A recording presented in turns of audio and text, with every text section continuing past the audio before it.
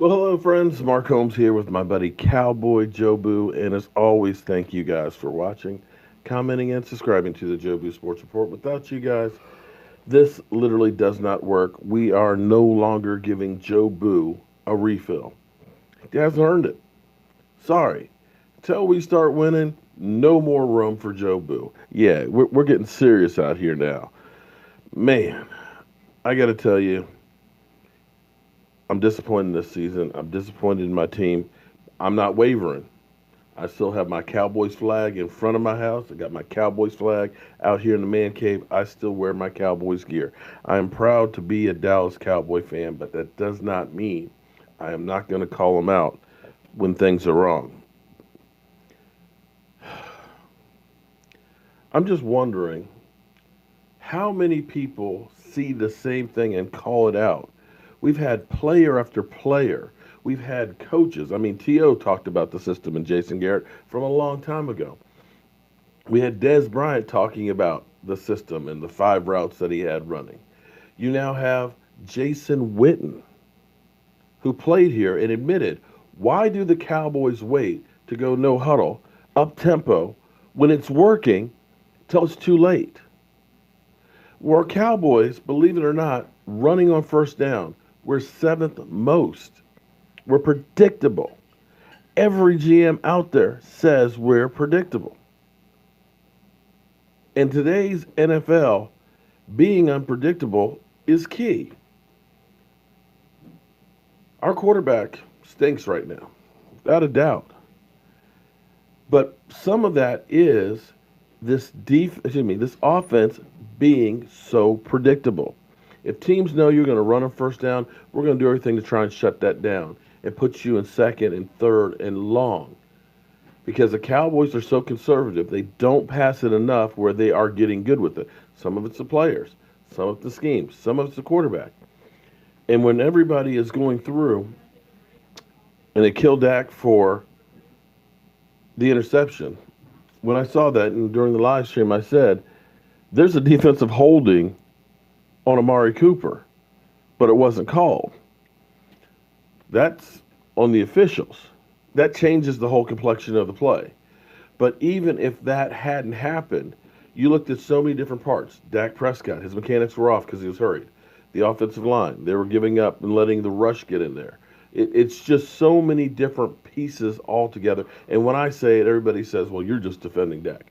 So we're going to borrow a piece thanks to a great fan sending me this clip from Brian Brodus, who is a Dallas Cowboys writer, blogger, whatever you want to call him, who kind of breaks down this play and points out exactly what I pointed out in real time. There was defensive holding that wasn't called.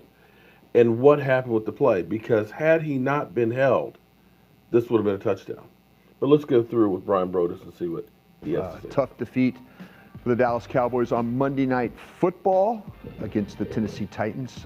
It was a matchup that felt like favored the Cowboys going into the game. The Titans had not been playing very well. They'd come off a loss in London to the LA Chargers, and so kind of felt like with both teams having a week off, we'll see what kind of adjustments they made, but it looked like, though, that Tennessee came into the game better prepared, executed some plays on third down, especially Marcus Mariota was outstanding, and I'm going to show you one of those particular plays on third down, but I want to kind of break down a couple of plays like I always do, and I'm looking at the one particular play, and a lot of people are talking about this play, and it was the play that went to Amari Cooper. And when I watched it last night late here at the facility at the Star, I was thinking, okay, what is Scott Linehan trying to do here? What's he trying to create? What kind of look is he trying to give the Tennessee Titans? Well, he goes in with what we call 21 personnel. And when we talk about 21 personnel, no, it's not Ezekiel's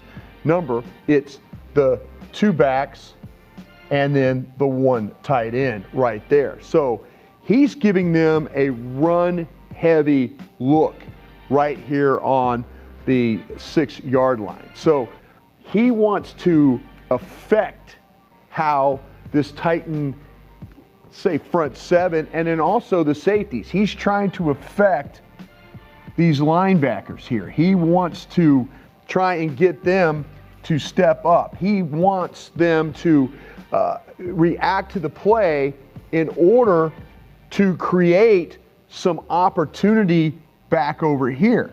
He wants to create space. But what he's also trying to do is he's trying to get Kevin Byard right here, the safety, to step down as well. And then that's going to allow Amari Cooper, who's right here, as Cooper comes in motion and then takes his route inside, he wants to create space. And what the Titans are going to do here is they're going to switch the players. They're going to switch their coverage. Once Cooper starts in motion, like I did here, that's his man right there. That's who's going to pick him up. So what they want to do is they want to get him on the run and then have him go right up inside. But again, it's all about run heavy right here. You know, get these guys, once they start the fakes, get these guys to step up to create that space on the back end. Now, the problem that you have here is, though, as I mentioned, Byard, he's an all-pro safety. He's seen a lot of things. He's very good at recognition. And as I'm sure they ran this play on Friday in practice in their goal line period, every time they ran it, they had that safety stepping up. They did not think that the safety was going to play and play this route. And I'm going to run it for you forward right here. Going to bring Cooper in motion. Okay, I'm going to stop it right here. Okay. This was a big problem right off the bat. Look what happens right here, though. Look at the holding that's going on right there. Cooper had no chance. Once he broke inside on the route, he had no chance. He gets held on the play. The official is back here, and he doesn't see the holding that goes on inside. And this affects Cooper's ability to get in the route. You know, if he, in fact, had a clean run, I'll run it back for you just for a little bit, just to show you, play it for you. If he's got a clean run, look at that right there. Look at this. Look at all the space that he's got right there. It doesn't matter. It won't matter if Byard is going to make that play. He's going to have the space. Prescott's got his eyes. They've got protection up here. They're keeping. We talked about what's going on right here with the play action. They've got the reactions that they need to create the space right here. But the problem is they get the hold, like I talked about, right there, and then that allows Byard to come behind and make the play. It doesn't affect him. The play fake doesn't affect him. But what helps him is the fact that they got away with a hold right there in the middle of the field. Let me show you right there. See? Look at that. I'm running it back for you. That hold right there, there you go. It just allowed everyone to stay in position on the route. Now, let's talk about what's happening in the pocket. This is not good for Dak Prescott. Look at the footwork. Look at the body position. Now, he's got a rusher that's facing him right there right in his face, but everything else is pretty good. I mean, he's just got the one guy he's dealing with, but he's getting ready to launch this ball. Cooper hasn't yet got to the spot. Okay. I want to add something in here too, because one of the things that you hear from people, and people will say, well, he's missing people that are open. Okay, this play is actually designed to go to Amari Cooper. And what will happen a lot of times is, and people will say is, oh, well, he's missing guys that are wide open. Well, unfortunately, because this guy is in his face right now, he has got to get rid of the ball.